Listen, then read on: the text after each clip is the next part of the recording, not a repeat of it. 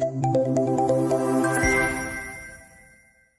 isang panayam, ibinahagi ng Municipal Agriculture Head Elijah Apasan, University of San Bernardo, na dapat nakaregister ang mga magsasaka at mangingisda sa registrar system for the basic sectors ng agriculture o RSBSA upang matugunan kaagad ang kanilang pangangailangan. Ako lang ipahimang sa tanang mag-uuma, mangingisda, dili sa nasipit nga magparehistro ta anang gitawag nga RSBSA, Registered System and Basic Sector in Agriculture. Diha, wala to nga farmer dito diri sa nasipit. Wala siya, nationwide na siya nga registration. Dila na kay sa nasipit lang.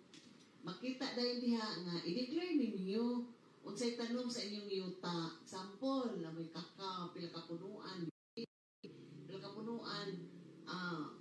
basakan, ang pila ka hektarya, mais, mga hayop, kay kung naay mga intervention nga ihatag sa DA, dito man dahil, makita man dahil sa list, mga corn farmers, dito na dahil na-generate ang corn farmers.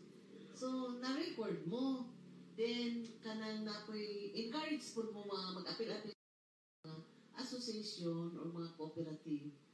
Muna na akong pahimang sila. Oo. Much better man good nga. Maka-register po sila para pag abot sa panahon nga na ay itabang, sila mo ginamang priority, no? Para walay na pagulbol, as what Ma'am Lee just mentioned a while ago na you have to register sa sa Ma'am Lee?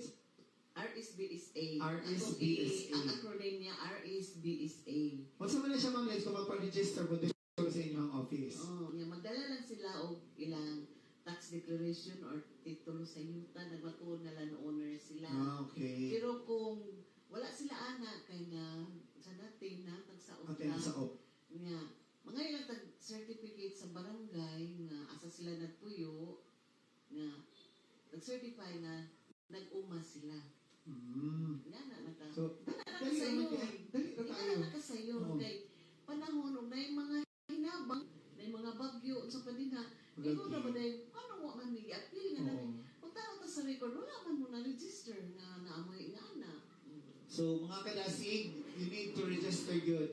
Just visit our Municipal Agriculture Office located at Sa panahon ng kailangan sila ay nabibigyan ka agad sila dahil nakaregister sa RSBSA.